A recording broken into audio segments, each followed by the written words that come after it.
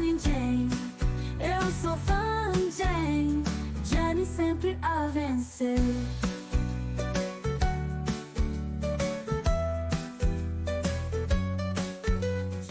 E no caso do estômago, do intestino, nós temos uma situação bastante grave hoje, que é o desequilíbrio ácido, né? As pessoas, até vi o menino falando, o Olá Ciência, que estava aqui há poucos Olá dias, Ciência, falando sim, sobre o Lucas. omeprazol e tal, né? Lucas. E a gente tem um problema gravíssimo hoje, porque o que regula as bactérias que vivem no nosso intestino, essa microbiota, começa pelo pH do teu estômago. As válvulas do nosso intestino funcionam pH dependentes.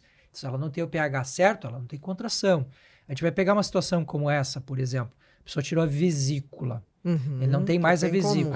A bile está pingando lá no seu intestino, faz refluxo, mistura, não deveria, faz gastrite, faz azia, faz não sei o quê. A pessoa tem um nível de pH menor porque ela já está com mais de 30 anos, a gente vai perdendo esse potencial.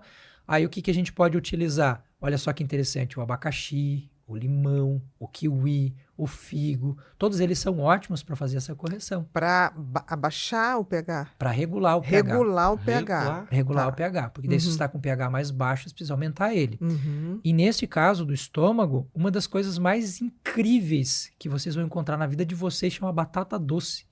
A batata doce tem carotenoides e precursores de vitamina E e vitamina A, que restauram o epitélio intestinal.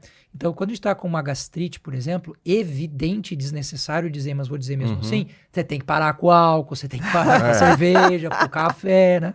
Mas fazendo essa regulação e colocando um blend de 3 plantas, você coloca uma rodela de batata doce crua, com casca e tudo, uma rodelinha que dá 2 dedos mais ou menos de cenoura crua e uma rodela que dá 1 dedo mais ou menos de beterraba crua também. A beterraba não pode consumir muito crua porque ela tem oxalato de cálcio. Então, isso aqui, ó, com casca e tudo.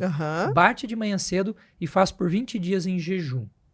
Se você não... Cenoura, beterraba e batata doce. Todas cruas em jejum de manhã cedo. Batido no liquidificador com água. Um pouquinho de água. Um pouquinho de água. Só... Se você conseguir consumir com tudo, consome com tudo. Se você não conseguir, por exemplo, uma pessoa que tem disfagia ou coisa do gênero, você pega só o suco daquilo e faz a pessoa tomar. A couve, o agrião, as brássicas de uma forma geral, elas também fazem isso. Tanto que a OMS agora tem uma lista dos melhores alimentos do mundo, as brássicas estão lá no começo. E ali você tem a couve, você tem o agrião, enfim, né? E elas também fazem algo muito parecido. Mas esse blend que vai a batata doce, cenoura e beterraba, é infinitamente mais forte. Se você fizer isso por 20 dias e você não melhorar, procure assistência médica, porque é algo que é um pouco mais complicado. Se a gente vai pegar muitos desses casos de gastrite causada por H. pylori. A H. pylori é controlada por cravo e orégano. Cravo e orégano. Mas e aí a espinheira santa não funciona? Depende do caso. Tá. A espinheira santa, ela é cicatrizante. Ela é maravilhosa para gastrite, mas na presença da H. pylori eu não uso espinheira santa. Por que não? Porque um dos controles naturais do nosso organismo para manter essa bactéria em níveis ideais, porque ela não tem como acabar com ela. Sim. Você ela pode tá zerar, lá, ela vai faz estar lá de parte, novo. É a gente aumentar a acidez do estômago. E a espinheira santa faz o contrário. Pode fazer. Ela faz o contrário. Porque a gente pensa logo como a cicatrizante, né? Sim. Você está com uma úlcera, enfim. Pode pensar dessa forma, como cicatrizante, mas não.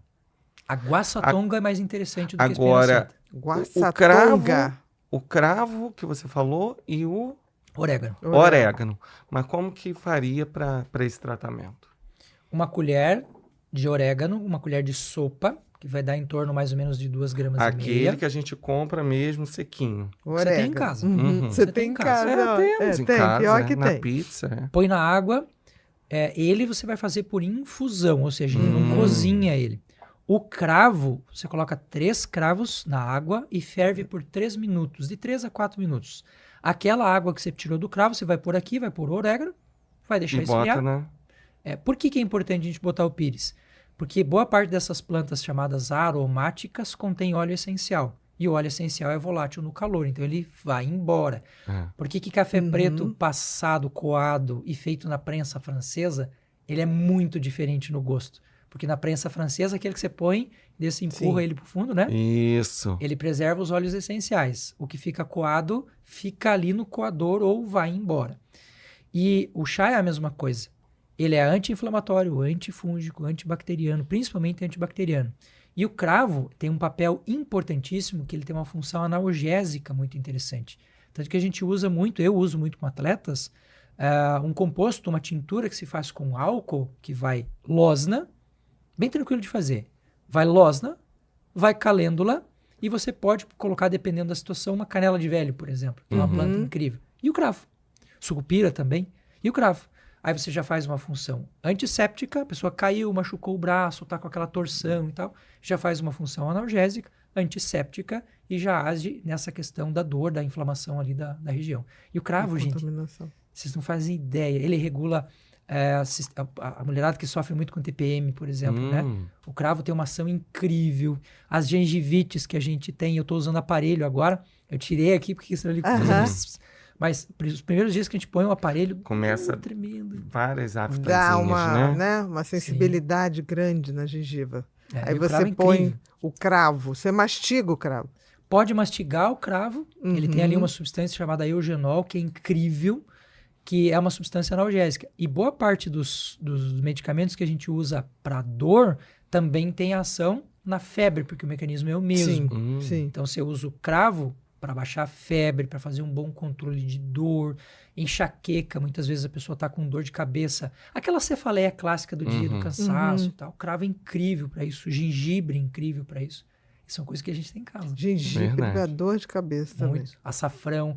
Fizeram um estudo nos Estados Unidos. Que é a cúrcuma, o açafrão.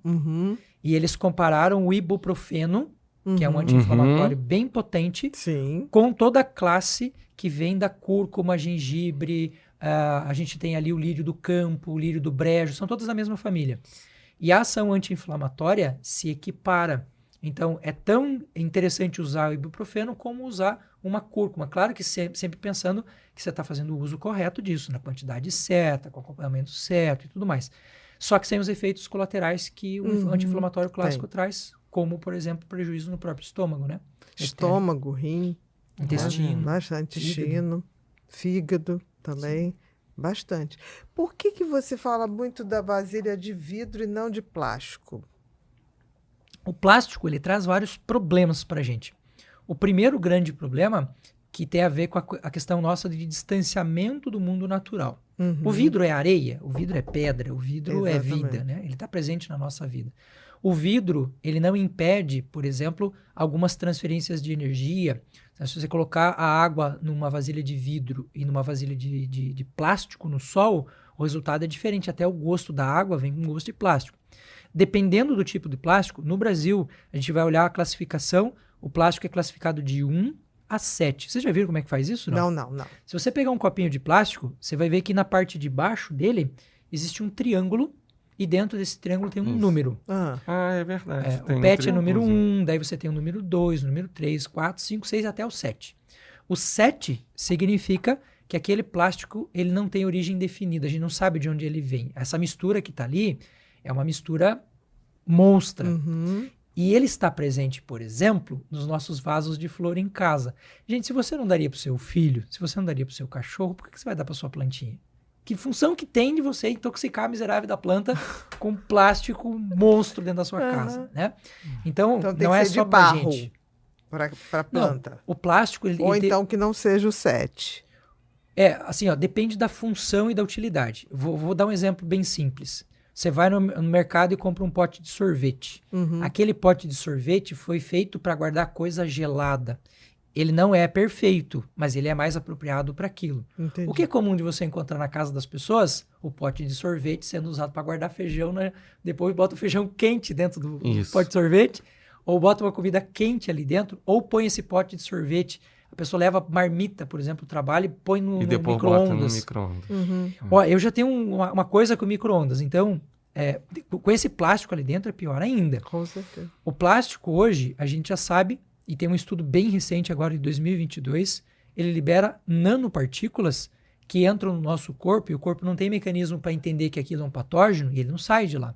E esse estudo revelou, por exemplo, e tem um estudo um pouquinho mais antigo, 2019, 2020, canadense, que mostra que 90% das crianças recém-nascidas já tem nanopartículas de plástico no sangue. Uhum. O leite da mãe tem nanopartículas. Dependendo do tipo do plástico, ele vira uma coisa chamada xenoestrógeno, Xenoestrógeno. isso que é agonista nos receptores femininos do estrogênio. Então a gente tem problema com o aparecimento, claro, de novo, depende de muito estudo ainda, muita coisa, mas já existem indícios de que ele tem ligação com problemas de desregulação metabólica. Ele pode ter algumas coisas, por exemplo, em relação à fertilidade, que a gente já sabe que existe. E então eu diria assim, hoje um tipo de plástico mais seguro é o que tem o número 5. Esse aceita o frio e o calor, só que obviamente você vai ter ele mais caro, né? Você vai ver as empresas, eu não vou falar nome de empresa nenhuma, porque eu não ganho nada com isso, Claro. mas as empresas que vendem isto, inclusive estampam no seu marketing, nós temos plástico do tipo 5. 5. Aquele triângulo. Triângulo com 5 dentro. Paz, amor no infinito. Caminhe na trilha sagrada, onde o coração guia forte, a frequência revelada, luz brilhando na tua sorte. Caminhe na trilha sagrada, onde o coração guia forte, a frequência revelada, luz brilhando na tua sorte. Sintonize essa vibração, o amor é nossa canção. E ficou doido encontramos a divina conexão. Medite na luz dourada, sinta o som que te eleva. Na frequência iluminada, a alma livre se entrega. Respira fundo em silêncio, deixa a mente soltar no teu ser.